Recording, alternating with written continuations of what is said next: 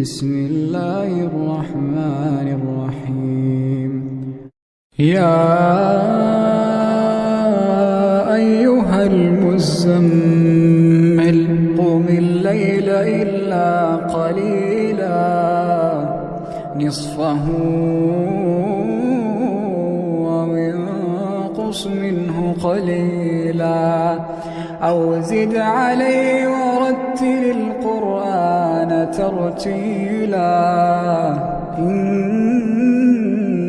سنلقي عليك قولا ثقيلا إن ناشئة الليل هي أشد وطئا وأقوم قيلا إن لك في النهار سبحا طويلا واذكر اسم ربك وتبتل إليه تبتيلا رب المشرق والمغرب لا إله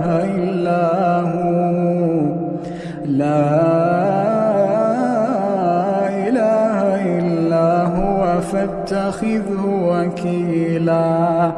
واصبر على ما يقولون واهجرهم هجرا جميلا وذرني والمكذبين أولي النعمة ومهلهم قليلا وذرني والمكذبين أولي النعمة ومهلهم قليلا إن لدينا أنكالا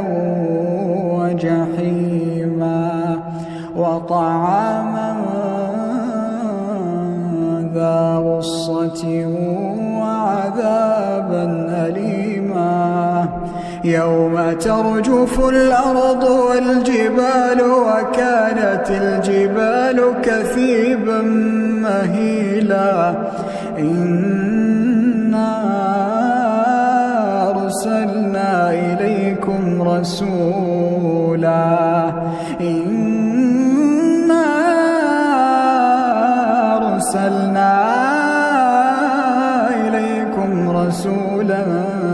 شاهدا عليكم كما أرسلنا إلى فرعون رسولا فعصى فرعون الرسول فأخذناه أخذا وبيلا فكيف تتقون إن كفرتم يوما يجعل الولدان شيبا السماء منفطر به كان وعده مفعولا إن هذه تذكرة فمن شاء اتخذ إلى ربه سبيلا إن ربك يعلم أنك تقوم أدنى من ثلثي الليل ونصفه وثلثه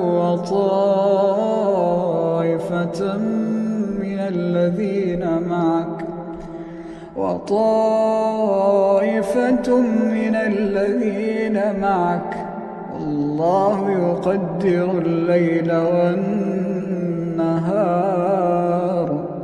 علم أن لا تحصوه فتاب عليكم فاقرؤوا ما تيسر من القرآن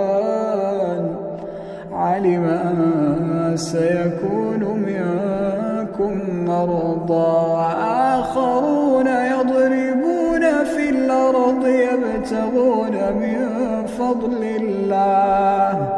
وآخرون يقاتلون في سبيل الله فاقرؤوا ما تيسر منه